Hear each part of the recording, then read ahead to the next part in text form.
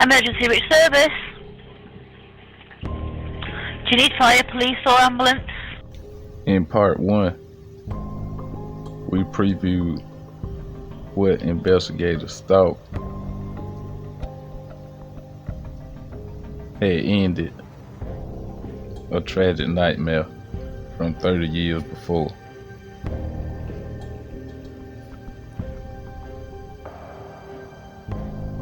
A long trial began. Jury members decided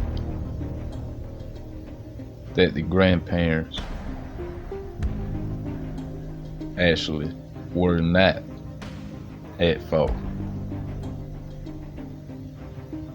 This mystery continues to go unsolved.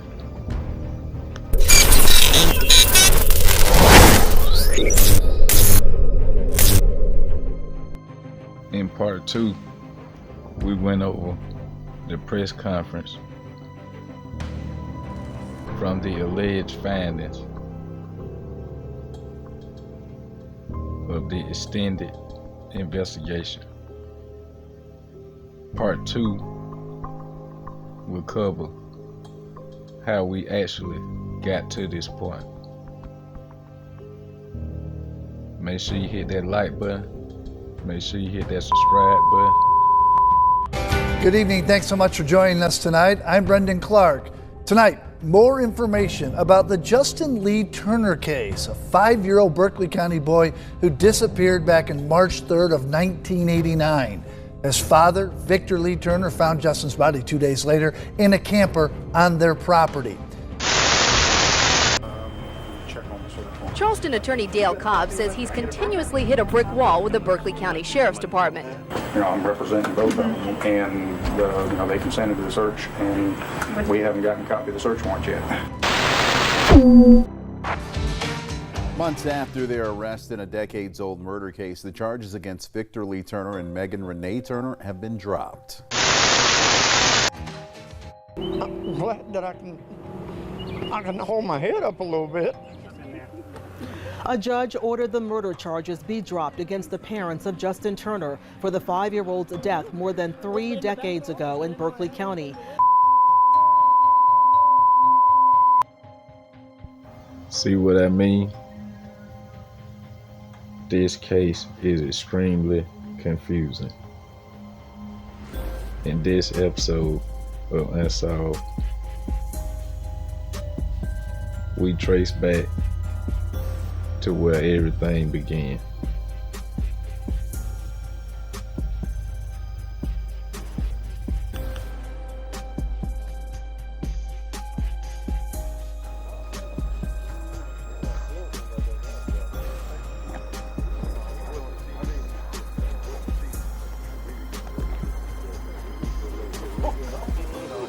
Lieutenant Harris is going to be in charge. He's talking with the game department right now. As soon as he finishes out, as soon as he's ready. I know a lot of y'all volunteers and reserve for the weapons station. Here into the wooded area and then, back across. You got some swimming pools. There's supposed to be some ponds and ditches. I think let's do it with it.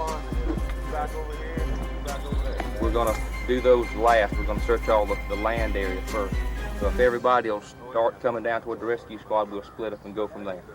In the communications, if you can contact the Sheriff's Department or the Game Department or SLED, they'll have communications with everybody. Okay? Bill. Oh, we get separated. Let's get that girl. Okay. Company 11 or Company 12 going out somewhere. Get to my beeper to change it. This is Captain Hamer with the rescue squad. He's going to be coordinating. Kennel, and try to see if we see one end to the other end, see if he might be in there. But just go all the way across as far as you can go, I reckon, to the next highway. And after we get to the other highway, then we'll have to come back in and go back this way.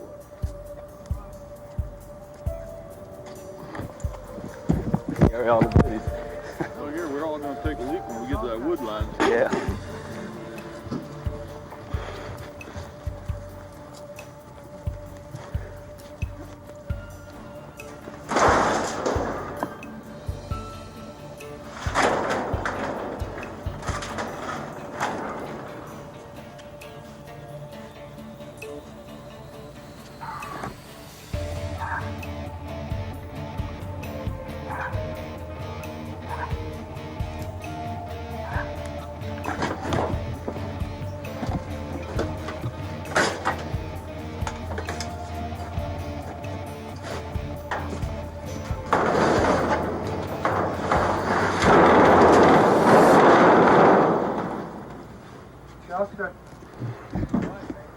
My son's in there. Ethan, that's No Patrick. camera, no camera. Where's he at? Where's he at? In there. I haven't been there yet.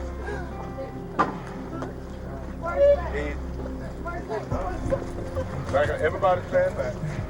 Everybody stand back. How did they meet? 2 houses down. How about come on down to Oh, shit. Take that room by the rescue van. Ready to cross. Up to 6. Jump up to 6.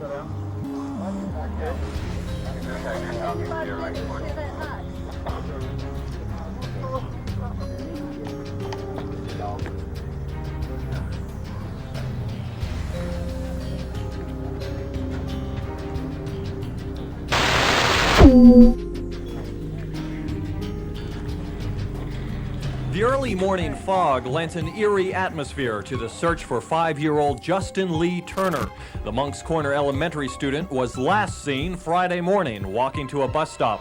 A search through the boy's neighborhood that night turned up nothing, but search crews Sunday were determined. But just go all the way, cross.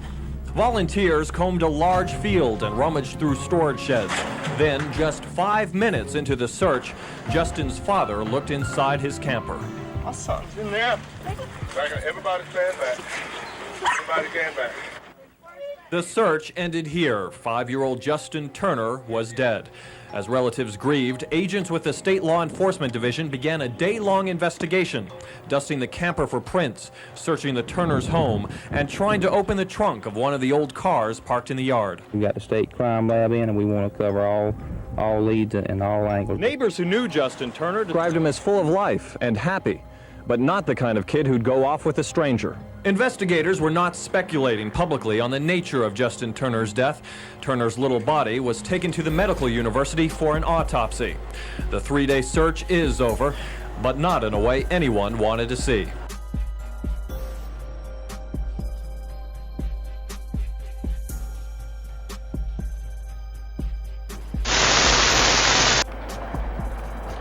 A late afternoon drizzle reflected the somber mood of relatives attending Justin Lee Turner's memorial service.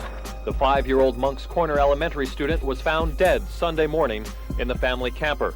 The boy had been missing for 3 days, and the Berkeley County coroner says the child was murdered. Basically, Justin Lee Turner, 5 years old, died of asphyxiation due to strangulation. We have found that he was sexually assaulted. The latest word about the boy's grim fate has really shaken up this Moncks Corner neighborhood. One resident said she was too worried about her children to come out and talk with us. And Sheriff M.C. Cannon says right now he can't offer much comfort.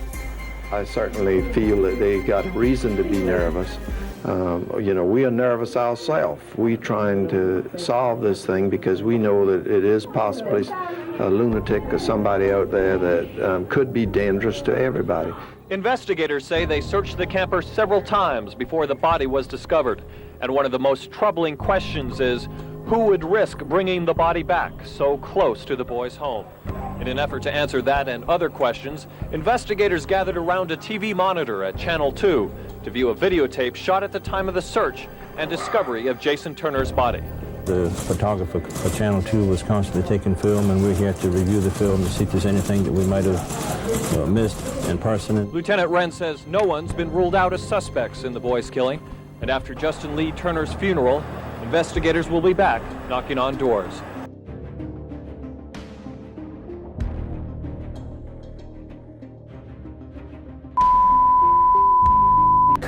Are you surprised that so many years have gone by and no one's been charged?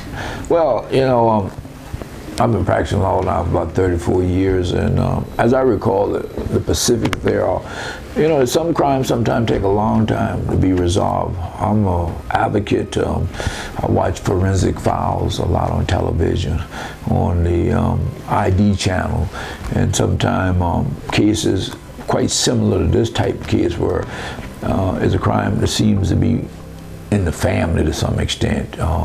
Some mistakes were made early on. But I still do have a belief, though, that it will be resolved. there's no statute of limitation.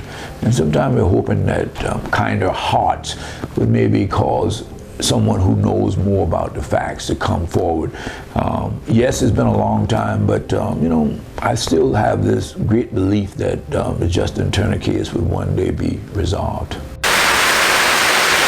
Over, and he wasn't on the bus, you know, so the first thing, so, you know, Justin must be sick. And then me and my brother got home from school at my grandma's, and we were just playing, and his stepmom came over to ask if we had seen him. I guess 4:30, 5 o'clock in the afternoon, she asked if, you know, was he at school? And he was like, no, he wasn't on the bus. I thought he was home sick. And then that's basically, you know, when we knew something was wrong. The first question I want to ask you is, we're approaching nearly 30 years since the incident involving Justin Turner. Are you surprised that so much time has passed and there's not been a conviction or a person charged? I am not surprised a bit. Why is that? Because it won't ever be solved unless that person confesses. You think it's going to take a confession for this case to be solved? Yeah, one or two, either her or her husband.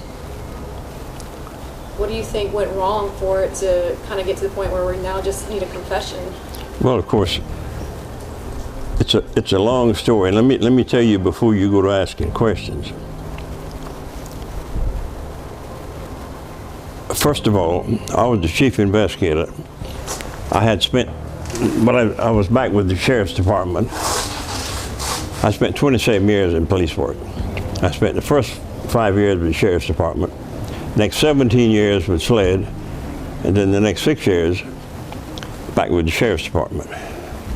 So I was the chief investigator the last 6 years, and I was all over the United States with SLED for 17 years. This particular day when this thing occurred, I was out of town. It happened on a Friday. I was up in the mountains. And this boy allegedly had left to go to school that morning from his stepmother's house and his father's house. His father was going to work. Of course, he didn't come home on the bus, and she reported him missing. Do you believe the person who is really responsible is still alive? Well, it could be possible. In other words, I have my suspicions in relationship with who I think the active participant may have been, and if they are still alive, then it would be my position that yes, but not keeping abreast of their activities, not keeping abreast of their lives, I can't say for a fact that they're still living. But you know, sometimes cases are even solved after the person who perpetrated the crime is deceased, so there's still that possibility of the case being resolved. The day he went missing, his grandfather, which is my uncle, Elaine's daddy, was at my mother's house. He got the phone call that Justin had not gotten off the school bus and was missing. So I rode back to Somerville with him that day. So I was there whenever this search was going on. I assumed they were thinking it was parental abduction. They were calling to ask her what she had done with Justin. And her response each time was, "I do not have my son. Will you please find my son?" And all of this was done while I was not around. And they began looking for him. Had the rescue squad and everybody out looking for him. And on Saturday, of course, everybody in the family gathered up Friday night. It was that Saturday night. And staying up late at night, family members, you know, they searching. And Sunday morning, before I got back, the father found the boy in the camper, that little camper shell that was in the yard. And they done searched that camper shell a lot of times. I don't know how many times, but a lot of times. And about 11 o'clock that morning, he went there and opened the door and pulled the cabinet right open and said, "Here he is, I found him." Early on in this case, he disappeared March 3rd, found 2 days later. What do you think went wrong to screw up this investigation? Well, we've learned now that within the first 24 hours or 48 hours is very critical to any homicide, any investigation involving a crime. A lot of things are lost, a lot of things are overlooked, and sometimes mistakes are made.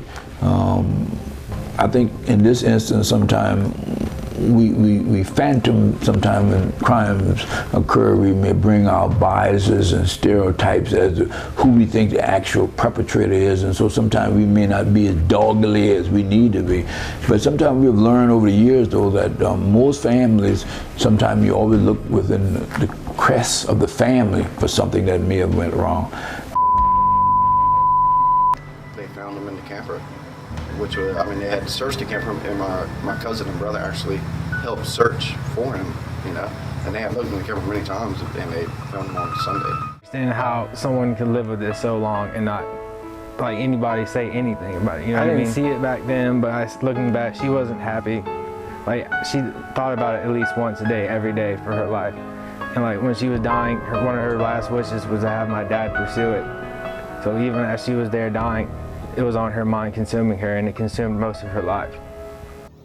Witnesses have started giving their opinion on what they think has happened. Family members have started to speak out. Lawyers have been contacted. Suspects are now being named. Almost 8 at the time, and specifically when it happened, I don't remember a whole lot. The following year, the Little League team here in Berkeley County had a memorial type service for him in his memory, and I remember going to that, and I can remember even at that young of an age, being upset. I mean, that a child, it was very upsetting. I think some things went wrong early on. I think the liquidity was one issue about his body being in a position for a long period of time, which would have suggested that he had actually never been moved from the location when we were thinking maybe he had been transported away from the location and brought back. Those are the kind of issues I think that initially caused tremendous problems with the eventual prosecution of the case. This is what they told me. Of course, he was dead. During the time he was missing, we had a lieutenant that was in charge of juveniles that was kind of the head of the investigation. And when I got back, he was deceased. And it became under my jurisdiction as a homicide. And I started the investigation. And after hearing what happened from different investigators who had been on the scene for 2 days, and brought me up to date, it was, I can't say over the camera this, absolutely his stepmother was the one involved in his being missing. But I will say this, she was the person that was involved at the time. I took her and her husband both to Columbia on Monday and put them on a polygraph machine. Now, there was this inquest, and the stepmother was initially charged for Justin's, death. Do you feel comfortable with that decision to not go ahead with the charges? Well, I've always took the position, on our system there's something called double jeopardy. We can't try cases on the whim of what we hope the facts to be. At the close of the day, every citizen who's charged with offense, even the stepmother, is innocent until proven guilty. And the burden is on the state of South Carolina to prove her guilt or his guilt beyond a reasonable doubt. It's not a light burden, it's a very substantial burden. So it would be my position that, yes, I still concur with the decision not to prosecute based on what I recall of the weak evidence in the case. at Sled headquarters. Of course, she lied on every question. Very deceptive. And even though she had taken Valium and she was really, spaced out like, but she still failed the questions. And she refused to cooperate. When I say cooperate, she refused to admit that she was guilty. So we made a deal with her, the polygraph operator did, for her to come back another day. Because she admitted taking Valium. And take the next day, as a matter of fact, I was supposed to bring her back and put her on there while she was not on Valium.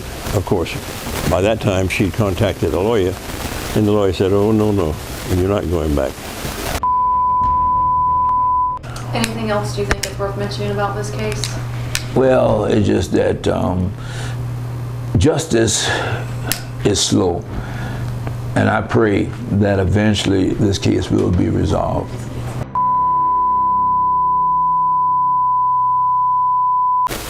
Not at all, because the night before, while I was up there with her, the sheriff told the news media, such like you, that she was a suspect in the case, and we had her up at Sled headquarters. Well, when he told her she was a suspect in the case, the lawyer said, no more. Cool. Charleston attorney Dale Cobb says he's continuously hit a brick wall with the Berkeley County Sheriff's Department. I'm representing both of them, and they consented to the search, and we haven't gotten a copy of the search warrant yet. Cobb is representing the parents of Justin Lee Turner, whose body was found strangled to death March 5th in the family camper. He says he's been trying for more than a week to get the autopsy results of Justin's death and the search warrant used to collect evidence. We was first eliminating her from any problems, not as a suspect, but just eliminating her. That's the way I was heading it up. That's the way I was going at. But he just made a mistake and said that she was a suspect in the case, and we could never get her back up there. And the coroner at that time was only 21 years old, I think, Smith. And I asked Smith to let me handle the investigation and don't do nothing at all until I completed the investigation. Brought him in my office, sit him down, just me and him. He acted like he had no problem with it. But the very next day, the news media come out, coroner holding a big inquest. And he screwed it all to hell. Came to the coroner's office to get a copy of that autopsy from my client, Mr. Turner. The coroner is not here right now, but I was told that he was supposed to be back this afternoon. Yet Cobb told Action News this afternoon he still doesn't have the test results and would file a court order this weekend to get them. And just, I was talking to people, and the only way I could do it would be, it was a very tedious type investigation, and I knew that from the beginning to get her after she wouldn't take another polygraph. I knew, and a lawyer got involved, that it was going to be a very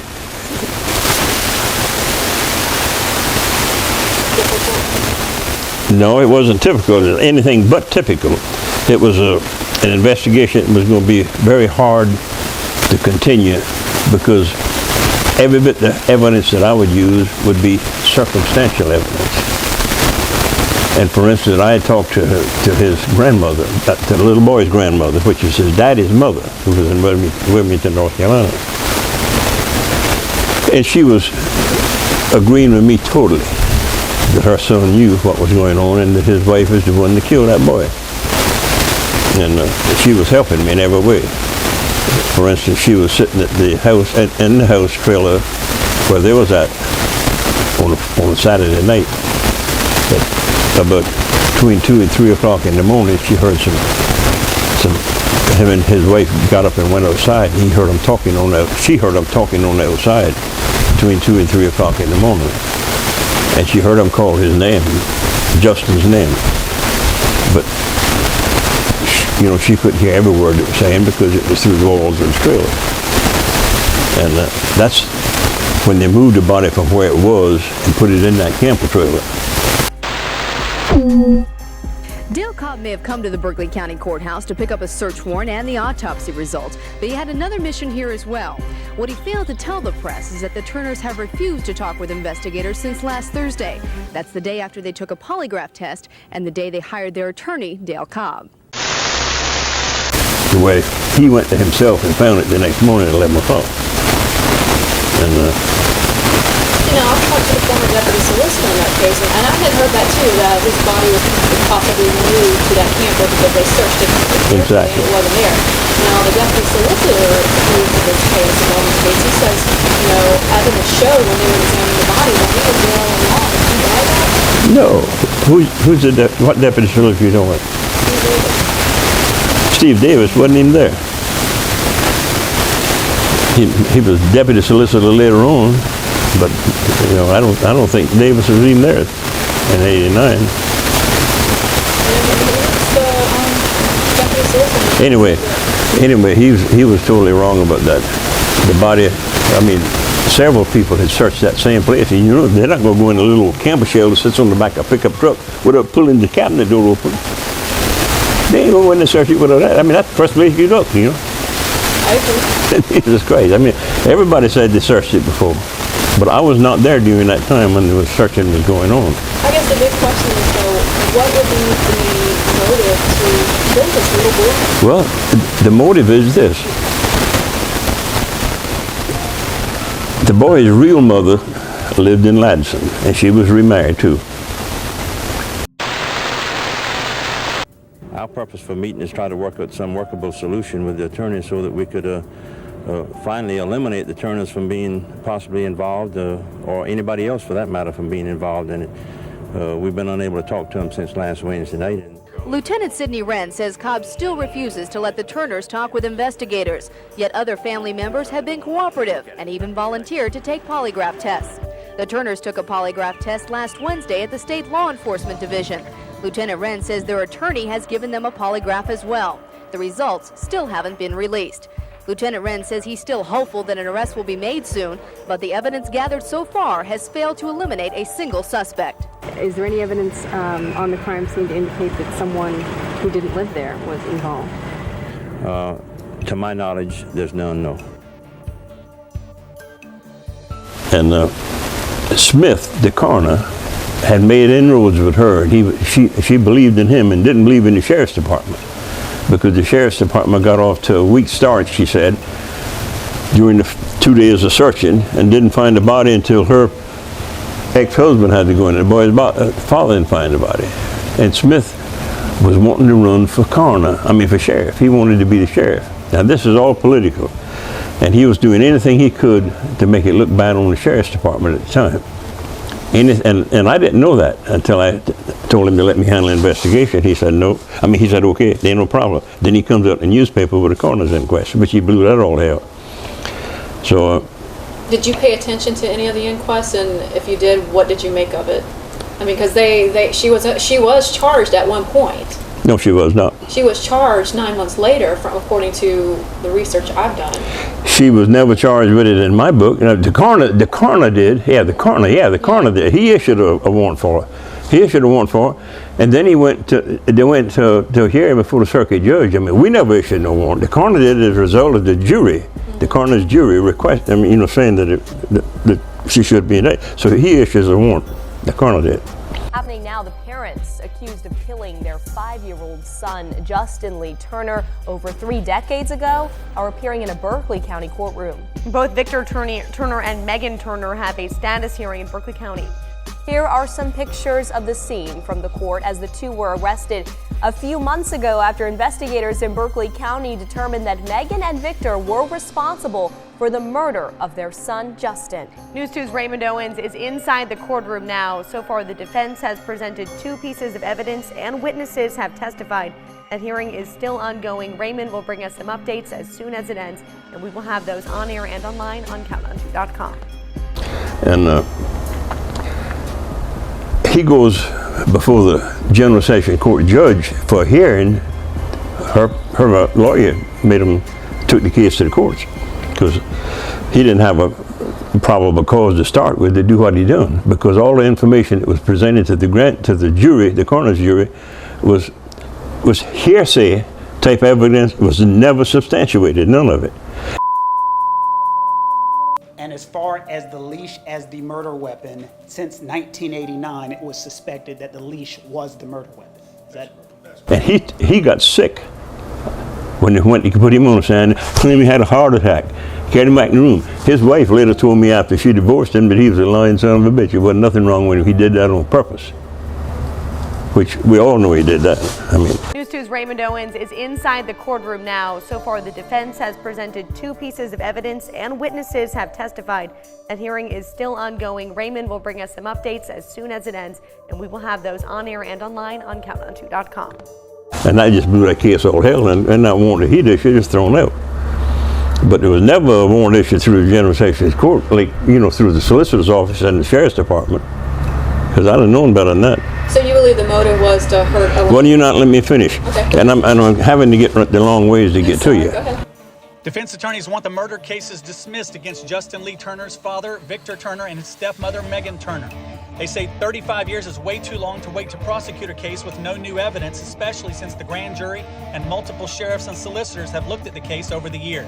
But he had, as I told you, he'd made good friends with the real mother, and I was going to need the real mother to help me connect evidence that the grandmother from up in Wilmington was giving me.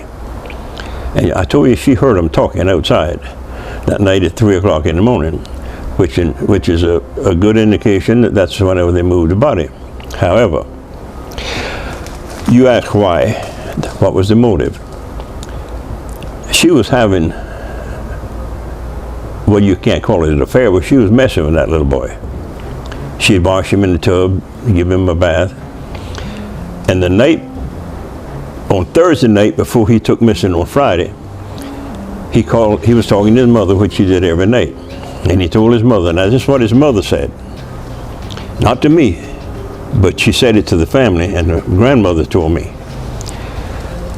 that he called, when she talked to him the night before, he told her, he said, Mama, I got something really important I got to tell you tomorrow when you pick me up.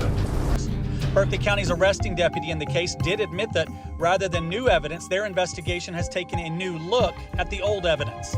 In court, prosecutors said their experts say the dog leash, which was found hanging in the home, was used to strangle Justin. However, the defense played audio from a phone call made between the arresting deputy and an expert hired to analyze the evidence, where the expert says he doesn't believe the leash alone was used to kill Justin. Well, the stepmother took the phone out of his hand and wouldn't let him talk no more. This is from the real mother. She's dead now. Stepmother's dead now. So, and this is what the grandmother told me. Now, she kept me informed on everything going on inside the family. And I was going to use all of these little bitty pieces of evidence to put together a string and tie a knot on each end and get her indicted. Of course, the solicitor was going to have to prove it. But it didn't work that way. She refused to talk to me. The real mother would not talk to me. She was mad as hell because the coroner had messed her mind up. I processed up those images a bit. And I gotta tell you, how wedded are you to this leash? Because I don't think it's that leash. The expert went on to say that they look like there must have been a buckle or something else other than the leash included. Investigators say they and experts now believe a dog collar and the leash together were used in the strangulation. And later on, in the years going by, one of her good friends that was with her at the time told me what I'm telling you, that the coroner had her all screwed up. And she was against the sheriff's department because she didn't think we was doing it right. And because the coroner had told her that. Now, there were some allegations at some point that, you know, and again, these are just merely allegations, that Pam was given preferential treatment because her family was in law enforcement and she was allegedly having an affair with someone in law enforcement. Is there any truth to that? I would never even try to recognize such a statement as that, because that's not true. Absolutely not true. However, they've never been able to locate the dog collar. So they bought another collar they believed would be similar to what would have been used in the strangulation to investigate with. The judge specifically asked about that to verify the actual collar is not in their possession. The solicitor said everything they could do to locate the collar was done. And in all fairness, they tried to exhume this dog to find the actual collar, but were unsuccessful. I don't know of anybody that she was connected with that would have caused her not to have been indicted. None. I know, because I was the lead investigator, and there's no way that I would have let that happen under any circumstances. Because I wanted to solve that case more than anybody did. And what do you make, I don't know if you've heard this too, again, these are just allegations, that she had 2 other children that were taken away from her. Did you hear anything about that? Well, she had some problem, but I don't recall exactly what that was. It's been so long ago, but she did have a problem with some of the children that was taken from her, or something to that effect. Yes, it was a whole bunch of things that I was going to tie together, little things, to try to get her indicted. And by doing so, maybe she would have pled guilty to something, you know, because I had the grandmother to go to her son, who was the little boy's father, and get him by himself and to talk to him in detail, that if he would come forward and tell the truth, that by this time we knew he knew what went on. The defense also pointed out that 30 witnesses in this case are all dead, so the Turners cannot question them. Then the defense put into evidence a letter from the University of Virginia director of their Innocence Project sent to them this week. They investigate possible wrongful convictions. They were able to discover that Richard Mark Evans, a man later believed to be a serial killer from Columbia, South Carolina, arrived in Charleston on his naval ship on March the 3rd, 1989. That's the same day Justin Lee Turner went missing. But she had something over his damn head that he couldn't do anything about. What it was, I'm not sure. And what's sad is, according to what the family has told me, Justin made the second son to pass away so young. He had another son before Justin. He did. That passed away from leukemia. He did. So I mean, I just can't imagine what's going through his head. And they're still married. Yeah, they still live up in Spartanburg. Mm-hmm. She's changed her name as well. She changed her first name. Mm-hmm. What do you think? As far as the evidence goes, like, do you think any of that can be used? None of what I just told you can be used because the people are dead. On the evidence about when they was outside the house in the morning and that she'd received that call from him and said, I got something very important to tell you, and the stepmother took the phone out of his hand and wouldn't talk to him. No DNA evidence will ever go back and solve this case because it all had a right to be where it was at. They say he killed young children, often near their bus stops. He also sexually assaulted them. He was in Florida when he committed suicide before being arrested for a rape in Columbia, South Carolina. But before he killed himself, he called his sister to tell her he had killed many people. Officials are now trying to see if they can find out the exact time his ship arrived in Charleston the day Justin died. No hair particles can ever be brought back because it had a right to be where it was at. At the same time, we could have done that. But the little rope that was there, as I remember, there was some hair on the rope, but hell, it had a right to be there. Had every right to be there because it was where she was at.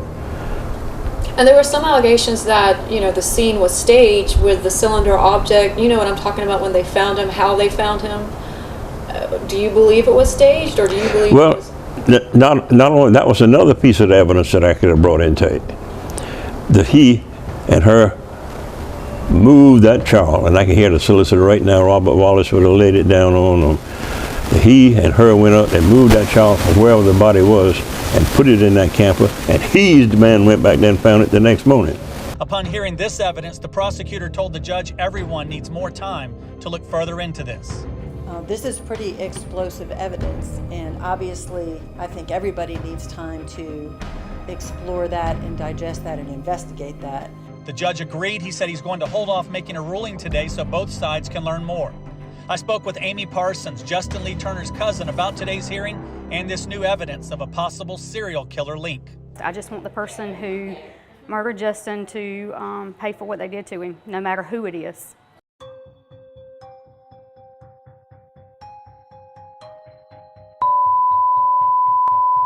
we could have convicted her if that damn little coroner hadn't messed it up. And I could have gotten the real mother on the outside. Does it still bother you all this time, years later? Well, it'll always concern me. Absolutely. It will always concern me. But I recognized the fact that there was nothing I could do any more than what I did when we was having the coroner to fight us the way he was. We had a hearing back on March 14th, 2024. During our hearing, we requested that the charges against Megan and Vic be dismissed. We were very fortunate today that we got a copy of the order from the judge dismissing the charges against both Megan and Vic. Judge Roger Young's order basically says, with the number of years since the murder happened and the fact that there's no new evidence and that dozens of people involved in the case are no longer with us to be cross-examined in court, the Turners could not receive a fair trial. The charges were dismissed with prejudice, meaning they cannot be charged again later. I'm just glad it's over with. It's been 30-some years coming. It's been over 30 years we haven't been able to talk. We've been under suspicion. And our life has just been a hell over all of this. The Turners say they did not kill Justin. The investigation, when it first started, everything went so wrong. We could never say anything. I feel like they've done a very poor case in the very beginning when they were there the whole time. They both maintained there was never evidence they killed Justin either. At the hearing in March, the Turners' attorney told the judge about new information that a serial killer had arrived in Charleston the same day Justin went missing. However, Judge Young specifically said in his ruling that it was not based on that information. Ninth Circuit Solicitor Scarlett Wilson sent me a statement that says in part, quote, "Just as Sheriff Lewis has honored the oath of his office and his commitment to this community in pursuing justice for Justin, Judge Young has upheld the oath of his office by following the law. Furthermore, mistakes that were made 35 years ago could not be remedied." Sheriff Dwayne Lewis's statement said in part, quote, "Berkeley County cold case detectives worked tirelessly to bring justice to victims and families. This is not the outcome we were seeking. However, we understand the technicality of prosecuting cases from crimes that occurred years ago." Justin Lee Turner's family also released a statement that says in part, quote, "Sheriff Lewis promised to do everything he could, and that's exactly what he did. Today, our justice system failed an innocent 5-year-old boy. In my opinion, based off the overwhelming evidence, the ones responsible for Justin's death had the chance to face justice here, but instead chose to stay silent and face the final justice handed out by God for eternity." When asked who she thinks killed Justin, Megan said, I don't know. I'm Brendan Clark. Tonight, more information about the Justin Lee Turner case, a 5-year-old Berkeley County boy who disappeared back in March 3rd of 1989. His father, Victor Lee Turner, found Justin's body 2 days later in a camper on their property.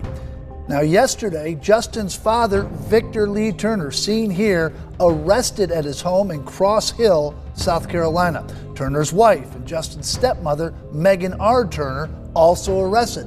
Both of them charged with murder. News 2's Berkeley County reporter Raymond Owens was at their bond hearing tonight in Moncks Corner and has more about this 34-year-old cold case.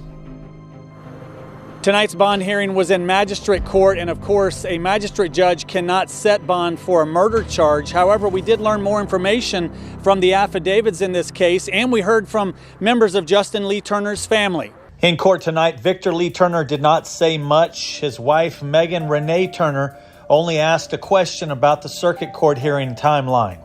However, the affidavits themselves said a lot about both of their murder charges. It says, sometime around the evening of March 2nd through early morning March 3rd, 1989, they strangled Justin Lee Turner. It says both falsely told the Berkeley County Sheriff's Office that Justin failed to get off the afternoon school bus. When witnesses verified, Justin was never on that bus and did not attend school that day. It says Megan Turner deviated from her normal routine of watching Justin leave the house and get on the bus that day, saying she was not feeling well and took a shower instead. It says the defendant admitted to witnesses that she had an altercation with Justin before the time she claims he was last seen alive inside the residence. She also provided misinformation about her specific whereabouts and activities on March 3rd. The affidavit says Victor Turner found Justin in their camper, and he and his wife are the only people who had access to the camper since they had the only keys to the lock on the camper door. And that camper had been searched multiple times by law enforcement prior to Victor discovering the body.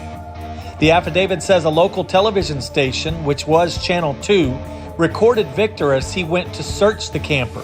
The affidavit says within seconds of entering the camper, Justin's body was found, and Victor said, quote, "My boy is in there," end quote. It says both Turners knew Justin's body was located inside the camper before the search. It says Victor was overheard asking law enforcement if someone had hurt the victim, such as killed him, and that someone was in the family, what would happen to them. He asked that before a body had been found.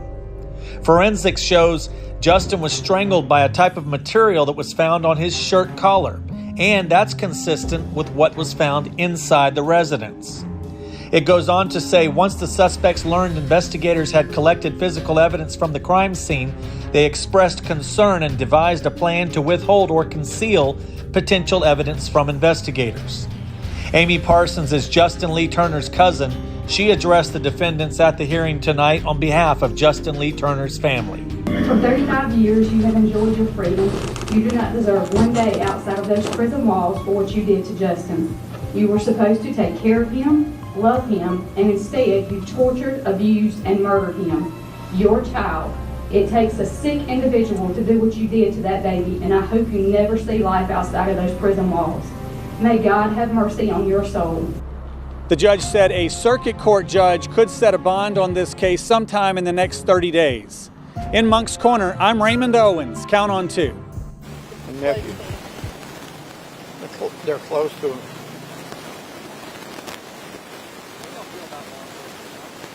I ain't never no. Law enforcement, they have some good people in there. I think there's a lot of bad people in there too. And I think there's a lot of bad people making a lot of bad decisions. And they're making it hard for the good people. Now,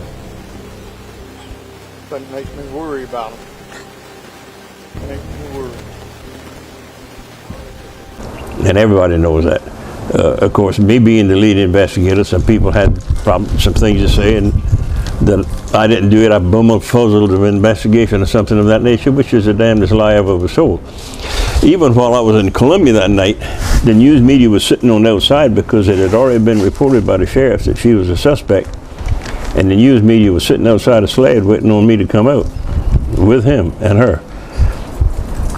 Of course, we went out the back door and dodged them.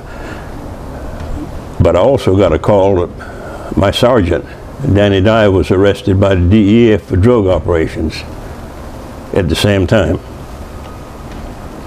And that's knocked me for a damn loop. Of course, he should have been arrested. I think they have. I think they failed us at the beginning of all this has happened.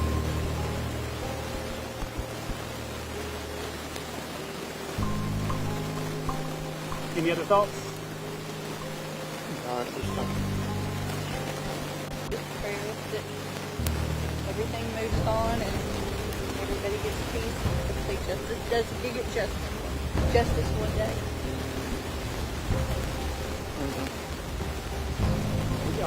Thank you.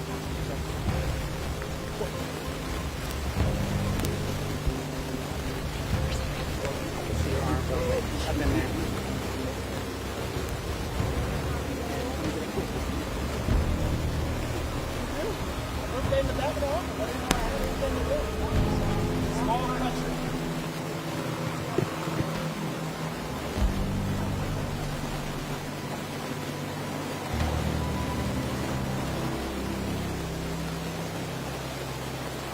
Anytime during the investigation were the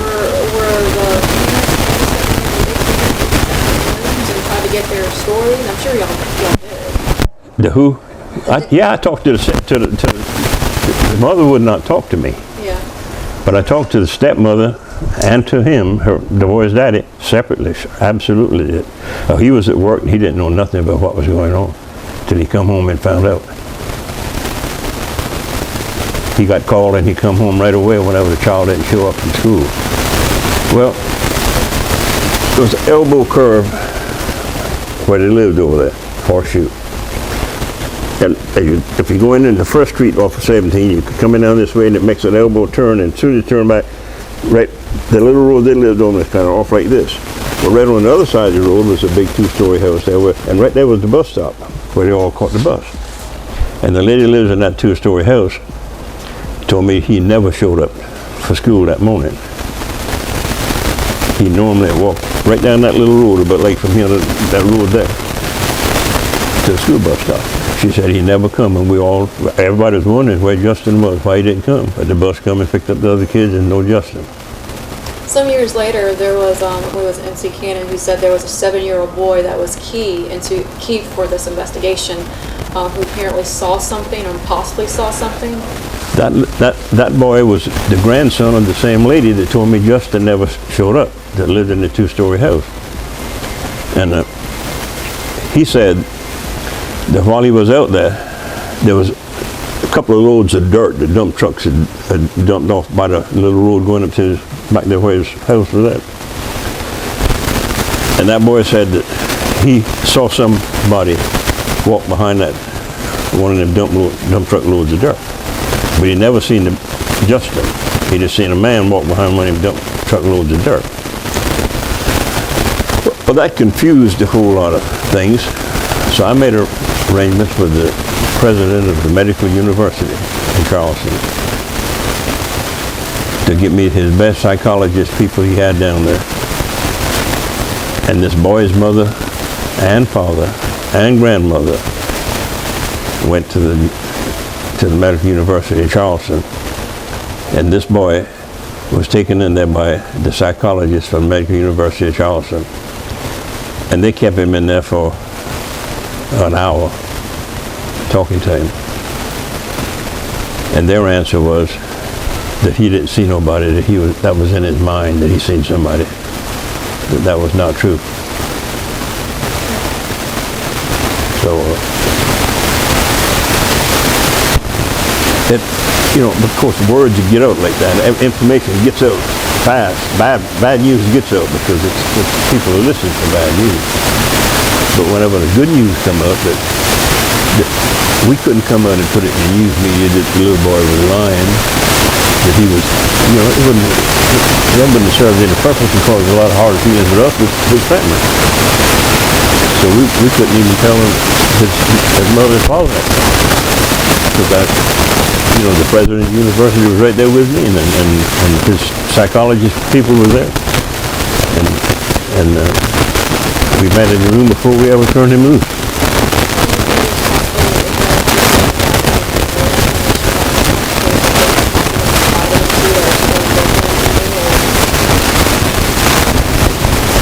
Honey, you can take it from me, I've said it since 1989.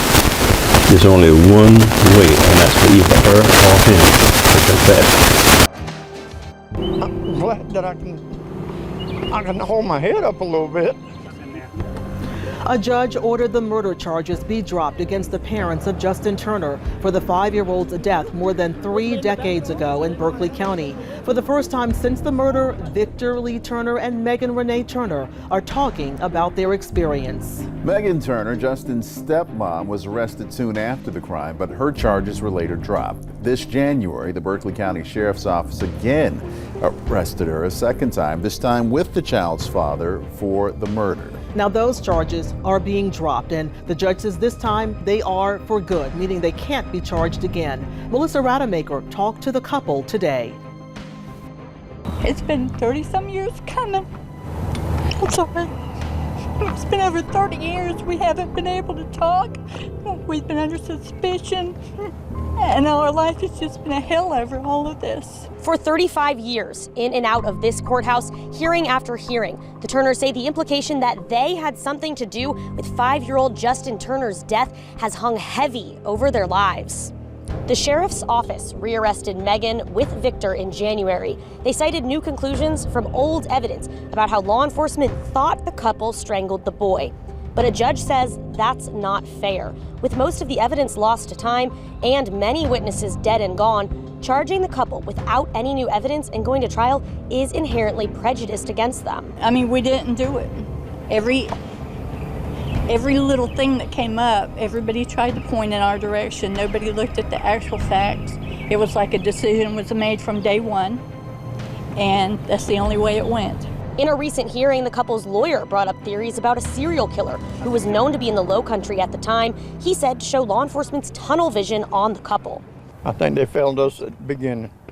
The Turners say their next step is to take a deep breath and go home. Turner's father says he's sad they'll never know the truth. I'm glad that it's over with, but now we really won't never know too much. Reporting in Berkeley County, Melissa Rademacher, Live 5 News.